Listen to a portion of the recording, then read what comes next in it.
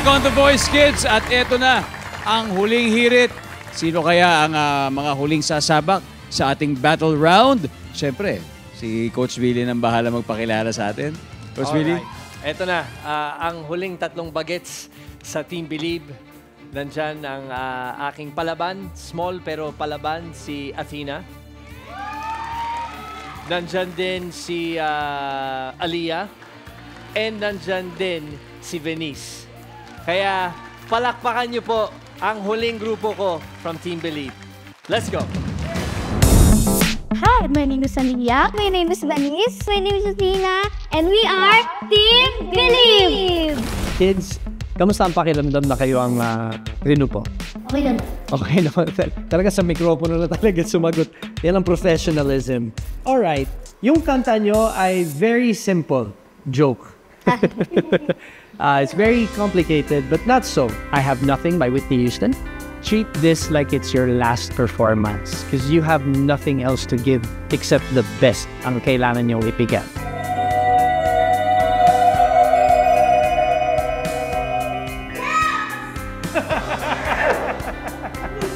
Hindi ko alam kung nag-yes ka tapos na kasi yung kanta o nag-yes ka kasi nakaraos na rin yung mga whistle mo.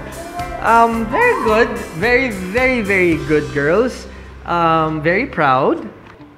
Nung mentor po kami ni Coach Billy, sobrang saya po sa pakiramdam and nakakakaba din po. Kasi po, yung magko-coach po sa amin ay artista po. Ako po nagpapasalamat po kay Coach Billy kasi po naikutan niya po kami. Kayong tatlo, you guys blend really well. Be careful lang pag kumakanta kayo together. Especially in unison. Kailangan yung timing nyo, kailangan talagang nagtitinginan kayo and you have to listen to each other.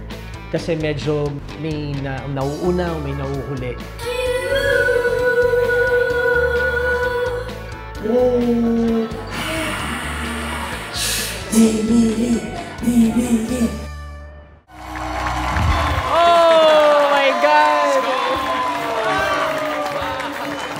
Ending na ba ito ng The Voice? Di pa.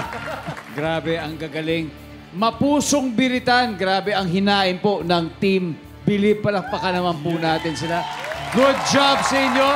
Grabe. Ang una ko naisip ay, saan galing yun? Grabe. Ibang klase yung... Sobrang I was not expecting that at all. Diba? Parang, ano ba to? Grand finals na ba to? Hindi pa naman, diba? Pero... grabe ang powerful ng boses niyo all together. Pero powerful vocalists din kayo individually. And it just shows na grabe para kasing mga pro na talaga kayo eh.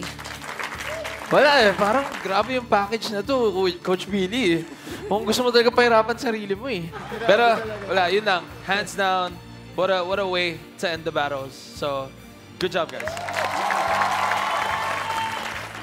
Can't help but look at that very, very proud face, bro. I'm speechless kasi yung mga pinarinig nyo sa akin during mentoring, tapos pinarinig nyo during yung mga blind auditions nyo, yung tanong nila kung saan kayo galing, pati ako nagtatanong din, saan ba kayo galing? And iisa lang ang pumapasok sa puso ko is kayong mga kids, galing sa biyaya ng Diyos. Kayong mga talento nyo ay sana makarating sa buong mundo kasi kailangan kayong marinig sa buong mundo. Because you girls are absolutely amazing singers. Thank you po, Coach. Ito, mahirapan ako dito. Kala ko madali lang actually.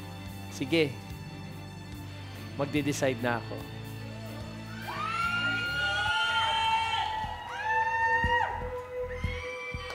Ang pipiliin ko para manatiling sa Team Believe, napakasakit nito dahil gusto ko kayong tatlo.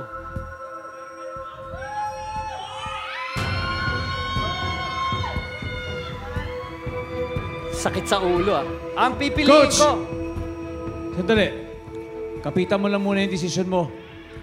Huwag muna ngayon. Bibigyan ka pa namin ng mas konti pang oras. Sabay-sabay natin malalaman yan when The Voice Kids returns. This is The Voice!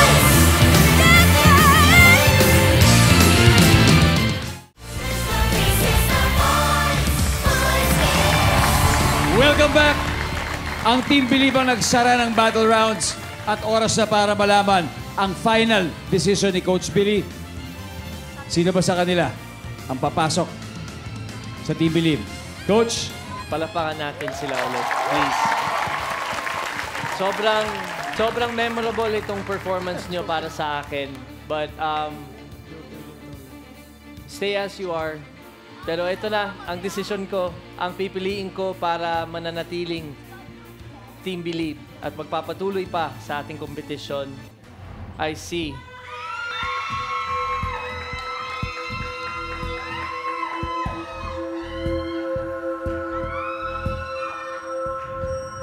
Aliyah.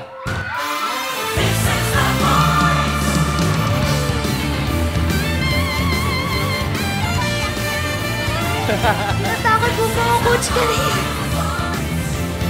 Bahag sa inyong tatlo. I am so proud.